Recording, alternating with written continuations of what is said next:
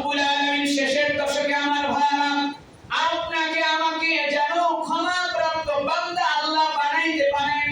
এজন্য আল্লাহ পাক দয়া করে মায়া করে শেষের দশকে আল্লাহ পাক একটা রাত দিয়েছিলেন, সেটার নাম হলো লাইলাতুল কদর। এই লাইলাতুল কদরের উদ্দেশ্য কি, রিজনটাকে আমার ভাইরা, আল্লাহ পাক আপনাকে আমাকে যে লাইলাতুল কদরটা দিয়েছেন এটার একমাত্র উদ্দেশ্যই হলো যেন আল্লাহ পাক আল্লাহর গোলামদেরকে ক্ষমা করতে পারে। আল্লাহর গোলাম যেন আল্লাহর কাছে কাঁদতে পারে, আল্লাহ যেন তার বান্দাকে ক্ষমা করতে পারেন। এবার আপনি চিন্তা করেন আমার ভাইরা, 21 চলে গেল, 23 চলে গেল, 25 চলে গেল, গতকাল রাতে 27 চলে গেল। আমার ভাইরা আপনার সামনে একটা কদরের রাত আছে, 29 রাত। এই রাতটাকে আপনি কাজে লাগাবেন আমার ভাইরা, কারণ কদরটা আল্লাহ পাক দিয়েছিলেন আপনাকে আমাকে maaf করার জন্য। বুখারীর বর্ণনা 1901 নম্বর হাদিস, নবী করিম সাল্লাল্লাহু আলাইহি ওয়া আলিহি ওয়াসাল্লাম বলেন, মান কামা লাইলাতুল কদরি ঈমানান ওয়া ইহতিসাবান গুফিরা লাহু মা তাকাদ্দামা মিন যামবি। জোরে বলেন আল্লাহু আকবার। নবী করিম সাল্লাল্লাহু আলাইহি ওয়া আলিহি ওয়াসাল্লাম বলেন, যে ব্যক্তি আল্লাহর গোলাম কদরের রাতে ঈমানের সাথে সওয়াবের আশায় রাত জেগে ইবাদত করবে, তার পিছনের সমস্ত গুনাহ আল্লাহ পাক maaf করে দিবে। গতকালকে আমার ছোট্ট মুসল্লি সে আমাকে বলছে, রাত্র প্রায় তখন 3টা ছুঁই ছুঁই, তখন সে আমাকে বলছে যে হুজুর আমি 100 রাকাত নামাজ পড়ছি। আলহামদুলিল্লাহ বলেন, ছোট মানুষ দেখেন তার যে স্পৃহা। আমি দোয়া করি আল্লাহ রাব্বুল আলামিন যেন এই ছোট্ট বাচ্চাকে এই গভীরতম রাত পর্যন্ত ইবাদত করার জন্য আল্লাহ তাআলা যেন তাকে যেন হক্কানি এবং রব্বানি একজন আলেম হিসেবে এবং মিজানুর রহমান আজহারের মতো একজন ইসলামিক স্কলার হিসেবে আল্লাহ পাক যেন কবুল করে। আমিন পড়ে আমিন। আমি তার কথাটা শুনে খুব খুশি হয়েছি, আসলে আমরা তো পারি না। এজন্য আমার ভাইরা এটা একটা উৎসাহ দিলাম আপনাদেরকে, ছোট্ট একটা বাচ্চা যদি 100 রাকাত পড়তে পারে, আপনি আমি 10-12 রাকাত অনেকে পড়তে পারি নাই। কে কতটুকু পড়ছেন আপনারা ভালো করে জানেন আমার ভাইরা। আপনি কতটুকু তেলাওয়াত করেছেন, আপনি কতটুকু সালাত করেছেন, তাসবিহ করেছেন, আপনিই ভালো জানেন। কিন্তু নবী করিম সাল্লাল্লাহু আলাইহি ওয়া আলিহি ওয়াসাল্লাম বলেছেন, ও আমার উম্মতেরা, এই কদরটা আল্লাহ রাব্বুল আলামিন তোমাদেরকে দিয়েছিল maaf করার জন্য। এখন আপনার সাথে আপনি মিলান, আপনি কি আপনাকে maaf করাইতে পেরেছেন কিনা?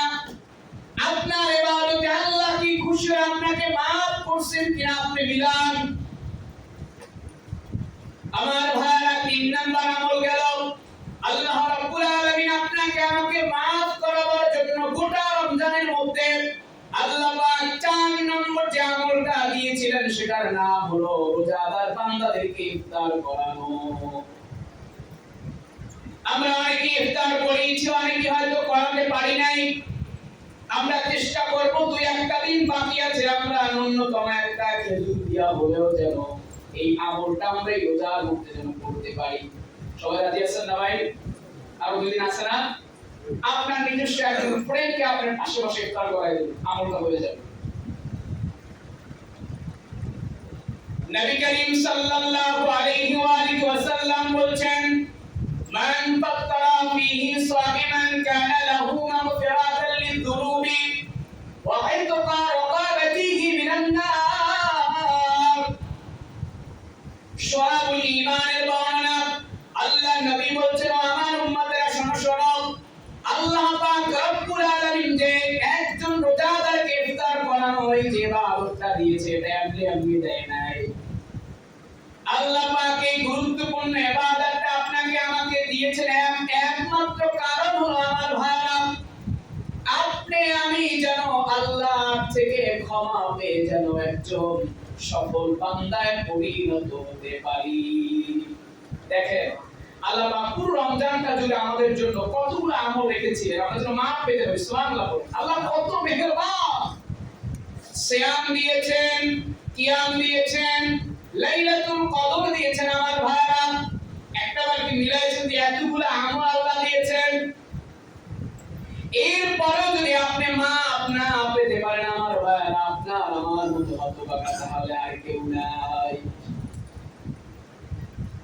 নবী করিম সাল্লাল্লাহু আলাইহি ওয়া আলিহি ওয়াসাল্লাম বলছেন, যে ব্যক্তি কোন রোজাদারকে ইফতার করাবে তার জন্য গুনাহ মাফ এবং জাহান্নাম থেকে মুক্তির কারণ হয়ে যাবে।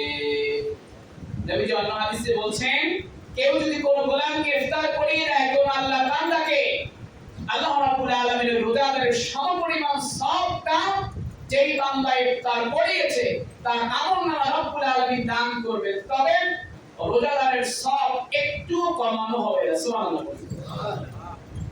আমার ভাইরা, আমাদের মসজিদে গতানুগতিক ইফতারি হয় না, 2 4 5 7 জন ইফতারি করে, এই যে 2 3 দিন আছে, এটা তাদেরকে খাওয়াবার জন্য আমি আপনাদেরকে বলছি না, আপনারা যদি আমলটা করতে পারেন সেজন্য বলছি।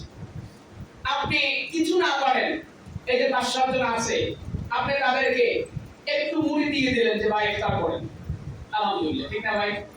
আপনি একটু জিলাপি দিয়ে দিলেন, তারা ইফতারি করলো। শুধু এখানেই না, যে সমস্ত জায়গাগুলোতে রোজাদার বান্দারা জমে এক জায়গায় ইফতারি করে, আপনি ওই জায়গাটাই আমলটা করতে পারেন। শুধু আমাদের মসজিদই না, আপনি অন্য মসজিদে যান যেখানে ইফতারি করছে আল্লাহর বান্দারা, আপনি আপনার তৌফিক মোতাবেক কিছু দিয়ে আপনি শরীক হয়ে গেলেন, ঠিক না ভাই? আর তা না পারলেও আপনার কাছের একজন বন্ধুকে আপনি ইফতার করাই দিলেন, তাতেও হয়ে গেল। এরপরে আমার ভাইরা 5 নাম্বার আমল রব্বুল আলামিন আপনার আমার জন্য রেখেছিলেন। আপনার অধীনস্থ লোক যারা কাজ করে আপনার অধীনে, আপনার ডিপার্টমেন্টে, তাদেরকে আপনি ধমক দিবেন না, তাদেরকে আপনি আদর করে সোহাগ দিয়ে ভালোবাসা দিয়ে কাজটা আদায় করবেন। তাদের কাজের বোঝাটাকে একটু হালকা করে দিবেন, তাহলেও আল্লাহ পাক আপনাকে মাফ করে দিবে। শুআবুল ঈমানের বর্ণনা, নবী করিম সাল্লাল্লাহু আলাইহি ওয়া আলিহি ওয়াসাল্লাম বলেন, মান খাফফাফা আন মামলুকিহি ফিহি কাদারাল্লাহু লাহু ওয়া আতাকাহু মিনান নার। নবী করিম সাল্লাল্লাহু আলাইহি ওয়া আলিহি ওয়াসাল্লাম বলেন, যে ব্যক্তি এই মহিমান্বিত রমজান মাসে নিজ কর্মচারীদের কাজের বোঝা হালকা করে দিবে, আল্লাহ রাব্বুল আলামিন তাকে ক্ষমা করবেন এবং জাহান্নামের আগুন থেকে আল্লাহ পাক রক্ষা করবে।